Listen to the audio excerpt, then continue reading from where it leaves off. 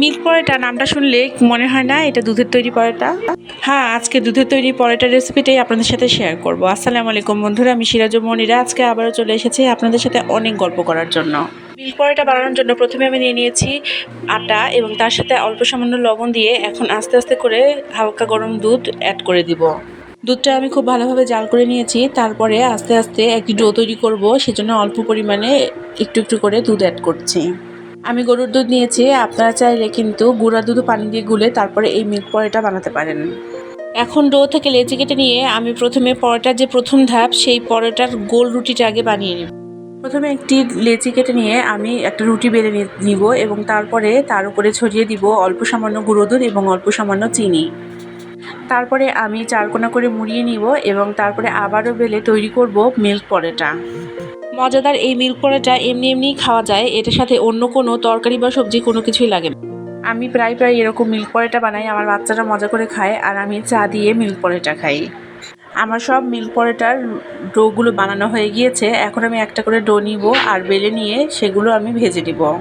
Fry pan দিয়ে দিয়েছি, খুব ভালোভাবে গরম হয়ে গেলে তাতে রুটিগুলো একটা একটা করে ভেজে নিচ্ছি। রুটি ভাজার জন্য আমি সবসময় প্রথম দুই পিঠ এদিক ওদিক করে ভেজে নিই এবং তারপরে তেল ছেড়ে তেল দিয়ে ভাজি। এভাবে ভাজলে প্রত্যেকটা পরোটা খুব সুন্দরভাবে ফুলে ওঠে আর অল্প তেলেই ভেজে নেওয়া যায়। আমি এই মিল্ক পরোটার সাথে অন্য কোনো তরকারি বানাই না। যেদিন খুব রাশ হয় সেদিন এই মিল্ক পরোটা এবং দুধ চা অথবা মিল্ক পরোটা ও ডিম ভাজি দিয়েই সেরে ফেলি। আপনারাও কিন্তু এই ইজি মিল্ক পরোটার রেসিপিটা ট্রাই করতে পারেন। বাচ্চারা এটা অনেক পছন্দ করে। যাদের বাচ্চারা খাবো না বাহানা করে তাদের জন্য কিন্তু এটা পারফেক্ট একটা রেসিপি। আমার বাচ্চারা যেদিন না খাওয়ার মুডে থাকে সেদিন আমি এরকম মিল্ক পরোটা বানিয়ে মুড়িয়ে হাতে ধরিয়ে দিই, বাচ্চারা ঘুরে ঘুরে খেতে থাকে। তাদের এই মজা করে খাওয়াটা দেখলেও প্রাণটা জুড়িয়ে যায়। দেখেন আমার একটা পরোটা কিন্তু ভাজা হয়ে গেল। এখন আমি একে একে বাকি পরোটাগুলো বেলে নিব এবং তারপরে ভেজে নিব। আমি প্রথম যখন এই পরোটার রেসিপিটি শিখি ভেবেছিলাম খেতে একদম ভালো লাগবে না, কিন্তু এই পরোটাটা খেতে এত ভালো লেগেছে এবং আমার বাড়ির সবাই অনেক পছন্দ করেছে।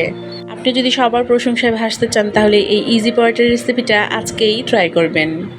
এখন আমি আরেকটা পরোটা বেলে নিচ্ছি এবং সেই পরোটাটাও আমি এভাবে ক্রিস্পি করে ভেজে নেব। আপনারা চাইলে এই পরোটা বানিয়ে ফ্রোজেন করেও সংরক্ষণ করতে পারেন।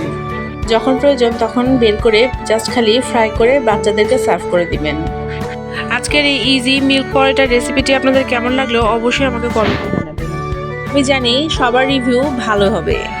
আমার সব মিল্ক পরোটাগুলো ভাজা হয়ে গেছে। আমি এখন বাড়ির সবার জন্য নাস্তা সার্ভ করব। আজকে আমার এই মিল্ক পরোটার রেসিপির ভিডিওটি এখানেই শেষ করছি, আর কথা দিচ্ছি আগামীকাল আবারও হাজির হয়ে যাব নতুন কোনো ভিডিও নিয়ে, নতুন বা পুরাতন যে কোনো একটি রেসিপি নিয়ে।